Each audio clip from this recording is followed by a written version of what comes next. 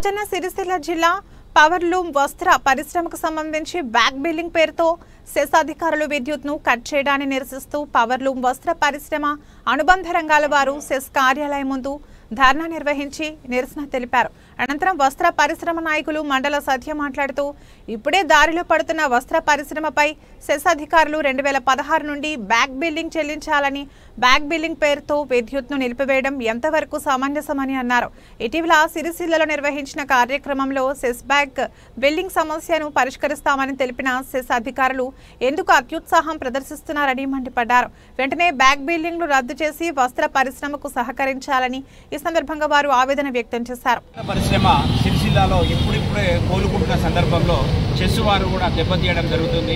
ఎన్నో సంవత్సరాల నుంచి బిల్లు పెండింగ్ అని పెట్టి మా మీద అధిక భారాన్ని మోపి మేము ఎప్పుడో ఆ గుడ్డ తయారు చేసి గవర్నమెంట్ కావచ్చు మార్కెట్లో కావచ్చు అమ్ముకున్న గుడ్డకు ఇప్పుడు మీరు 2016 నుంచి బ్యాక్ బిల్లింగ్ కట్టాలని మాకు తెలియకుండానే ఈ బ్యాక్ బిల్లింగ్ భారాన్ని పై మోపడం వల్ల మా వస్త్ర పరిశ్రమ పూర్తిగా కుదేలవుతున్నది.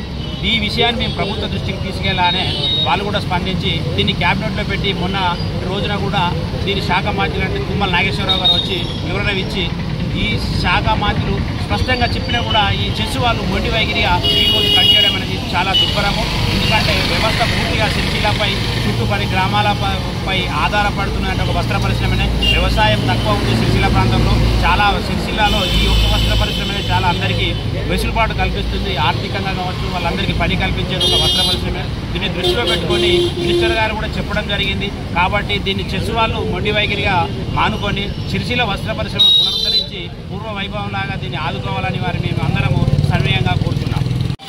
యూనిట్ ప్రకారము మేము ₹2 చొప్పున అంటే పూర్వం ఎలాగా ఉందో ఆ విధంగానే ఇప్పటి వరకు కూడా అందరము బిల్లులు పే చేసినాం. అయినా కావాలనుకొని ఈరోజు మళ్ళీ కడిగేయడం ఇది చాలా దుర్భరము. ఎందుకంటే వ్యవస్థను కొనసాగించాలనుకుంటున్నా లేకుంటే మాన్పించాలనుకుంటున్నా పూర్తిగా వస్త్ర పరిశ్రమను కుదేలు చేయాలనే ఒక సంకల్పంతో ఉన్నారా మాకు అర్థం కావట్లేదు. ఎన్నిసార్లు విన్నవించినా మేము ప్రతిసారి యూనిట్ పైసలు డబ్బులు కడుతూనే ఉన్నాం. నిన్నటి రోజున కూడా మేము అందరం డబ్బులు కట్టినాం. ఎవరో ఒక మొన్నటి రోజున పండుగ నిన్న వర్షం పడ్డది. ఈరోజు మార్నింగ్ రాగానే ఇట్లా కట్ చేయడం అనేది చాలా ఇబ్బందికరము.